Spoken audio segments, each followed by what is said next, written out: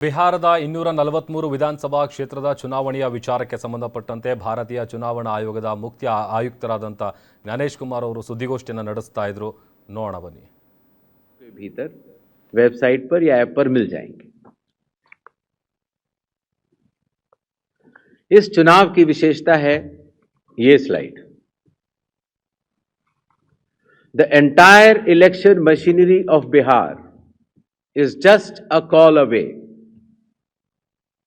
अर्थात अगर कोई भी मतदाता या कोई भी व्यक्ति ECI नेट ऐप को डाउनलोड करता है और अगर अपने एपिक नंबर डिटेल को डालता है, वोटर कार्ड के नंबर को डालता है, तो वो अपने BLO से बात कर सकता है. वो अपने जो बूथ लेवल ऑफिसर्स हैं उनको अपनी कॉल बुक कर सकता है और बात कर सकता है. अगर उसकी कोई भी समस्या है तो वो BLO से बात करके उसका निदान कर सकता है. इसी तरीके से जो इलेक्शन कमीशन का बहुत पॉपुलर नंबर है 1950, आपको भी कोई भी बिहार का मतदाता अगर इस समय बिहार से बाहर है तो भी उसको सिर्फ +91 अगर मोबाइल से आप डायल करते हैं तो +91 जो इंडिया का कोड है वो लगाना है. STD कोड जहां का भी आपकी विधानसभा क्षेत्र है वहां के SDM का STD कोड और 1950 अगर आप ये डायल करते हैं तो 243 EROs सारे मतदाताओं की सेवा के लिए खुले रहेंगे. इसी तरीके से अगर आपको ERO के कॉल सेंटर से संतुष्टि नहीं मिलती है तो 38 DMs के यहाँ भी आप 1950 पे कॉल कर सकते हैं और पटना में CO के यहाँ भी कॉल कर सकते हैं. ये एक बहुत बड़ी व्यवस्था है जिसको कि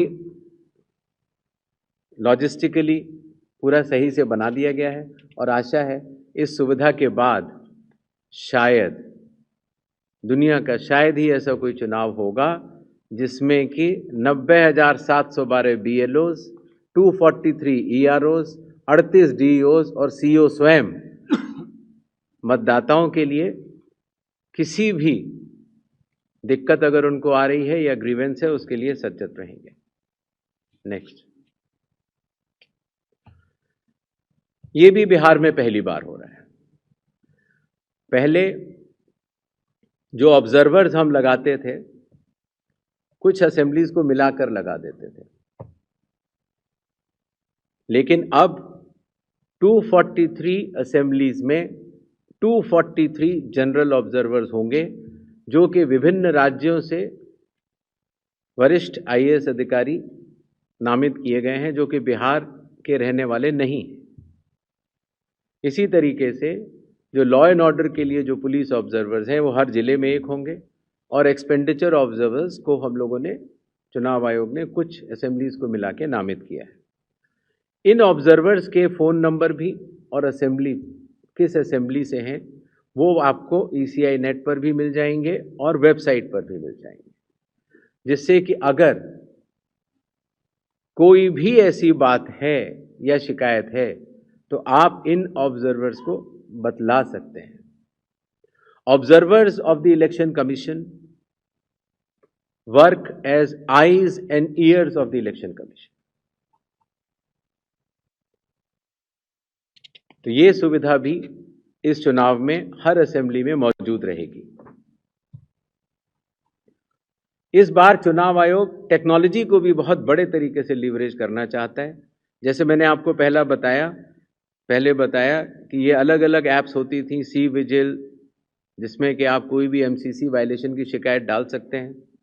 100 मिनट्स के अंदर रिस्पांस टाइम है. अगर 100 मिनट्स के अंदर नहीं होती है तो जिला कलेक्टर उसको स्वयं देखते हैं और CO भी स्वयं देखते हैं. Know your candidate, voter helpline app, ये सारी की सारी. नेक्स्ट. अब ECI नेट पर भी होंगी.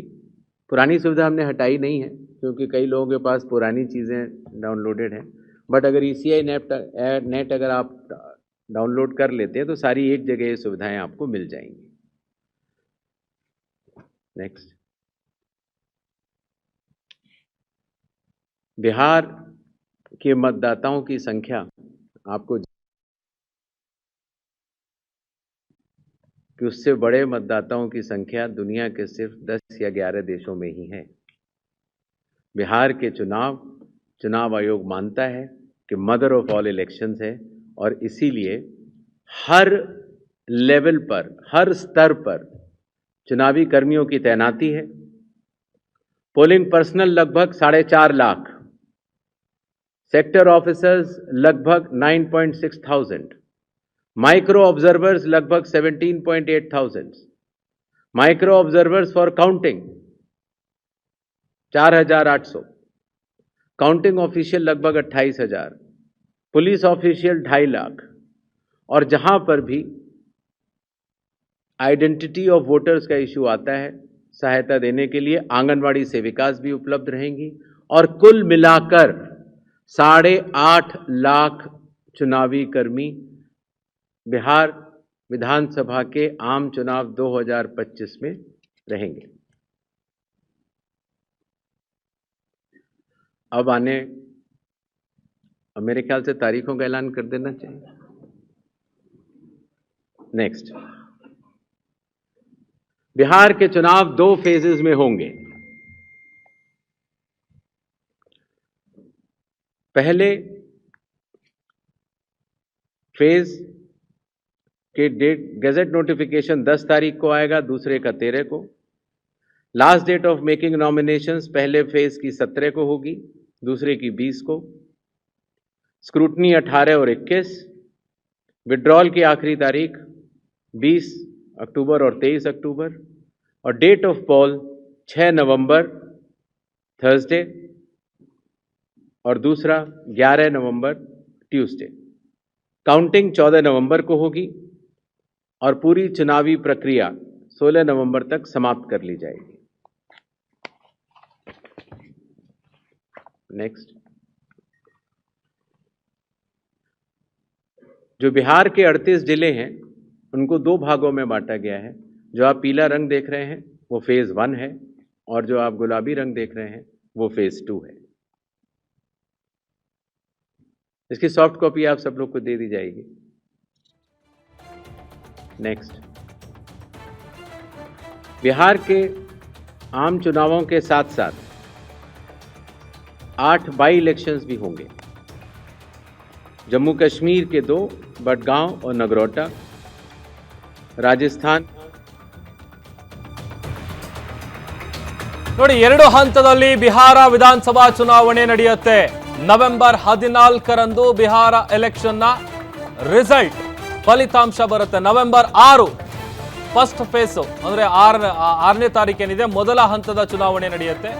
ಮತದಾನ ನವೆಂಬರ್ 11ರಂದು 2ನೇ ಹಂತದ ಮತದಾನ ಪ್ರಕ್ರಿಯೆ ನಡೆಯುತ್ತೆ. ಬಿಹಾರದ ಒಟ್ಟು 243 ವಿಧಾನಸಭಾ ಕ್ಷೇತ್ರಗಳಿಗೆ 2 ಹಂತದಲ್ಲಿ ಎಲೆಕ್ಷನ್ ನಡೆಯುತ್ತೆ. ಮೊದಲು ನವೆಂಬರ್ 6, ಅದಾದ ಮೇಲೆ ನವೆಂಬರ್ 11, ನವೆಂಬರ್ 14ರಂದು ಫಲಿತಾಂಶ ಪ್ರಕಟಗೊಳ್ಳುತ್ತೆ. ಇದಕ್ಕೆ ಸಂಬಂಧಪಟ್ಟಂತ ಮಾಹಿತಿಯನ್ನ ಮುಖ್ಯ ಚುನಾವಣಾ ಆಯುಕ್ತರಾದಂಥ ಜ್ಞಾನೇಶ್ ಕುಮಾರ್ ಅವರು ಕೊಡ್ತಾ ಇದ್ರು. ಆಮೇಲೆ ಈ ಬಾರಿ ಇರುವಂತಹ ಫೆಸಿಲಿಟೀಸ್ಗಳ ಬಗ್ಗೆ ಕೂಡ ಮಾತಾಡ್ತಾ ಇದ್ರು. ಹಿಂದೆ 2020ರ ಸಂದರ್ಭದಲ್ಲಿ 3 ಹಂತದಲ್ಲಿ ಚುನಾವಣೆ ನಡೆದಿರುತ್ತೆ. ಅದು ಕೋವಿಡ್-19 ಇದ್ದಂಥ ಕಾರಣಕ್ಕಾಗಿ ಈಗ 2 ಹಂತದಲ್ಲಿ ಬಿಹಾರದ ಚುನಾವಣೆ ನಡೆಯುತ್ತೆ.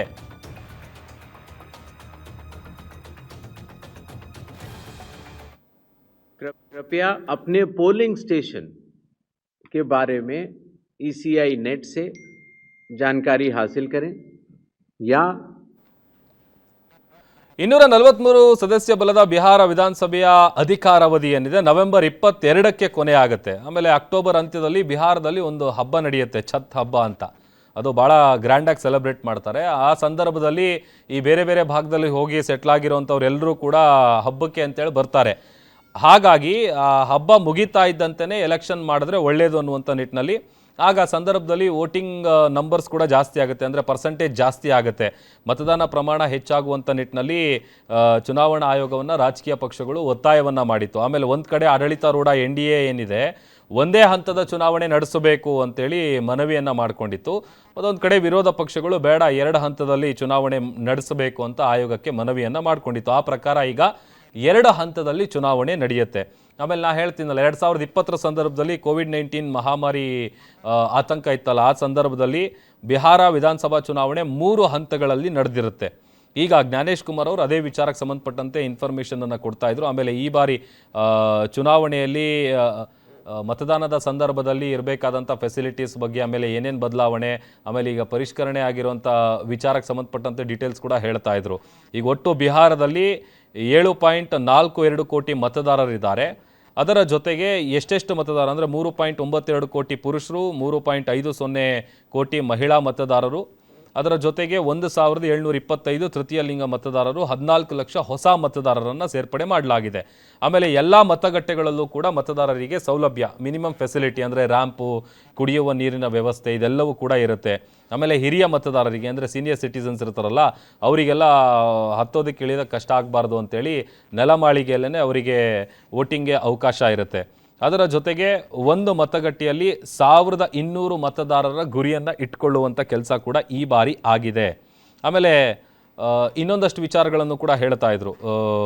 ಯಾವುದೇ ರೀತಿಯಾದಂಥ ಅಕ್ರಮ ಚಟುವಟಿಕೆಗಳಿಗೆ ಅವಕಾಶ ಇರೋದಿಲ್ಲ. ಆಮೇಲೆ ಯಾವ ರೀತಿಯಾಗಿ ಈ ಬಾರಿಯ ಎಲೆಕ್ಷನನ್ನು ಮಾಡಬೇಕು ಅನ್ನುವಂಥ ನಿಟ್ಟಿನಲ್ಲಿ ಎಲ್ಲ ಸಿದ್ಧತೆಗಳು ನಡೀತಾ ಇದೆ. ಅದರ ಪ್ರಕಾರವಾಗಿ ಇವು 2 ಹಂತದಲ್ಲಿ ನಡೆಯುವಂಥದ್ದು ನೋಡಿ. ಮೊದಲನೇ ಹಂತದ್ದು ನವೆಂಬರ್ 6ನೇ ತಾರೀಕು ನಡೆಯುತ್ತೆ. ಅದಾದಮೇಲೆ 4 ದಿನ ಗ್ಯಾಪು, ನವೆಂಬರ್ 11ನೇ ತಾರೀಕು 2ನೇ ಹಂತದ ಮತದಾನ ಪ್ರಕ್ರಿಯೆ ನಡೆಯುತ್ತೆ. ಅದಾದ ಬಳಿಕ 2-3 ದಿವಸ ಗ್ಯಾಪ್ ಆದಮೇಲೆ ನವೆಂಬರ್ 14ರಂದು ಫಲಿತಾಂಶ ಪ್ರಕಟಗೊಳ್ಳುತ್ತೆ.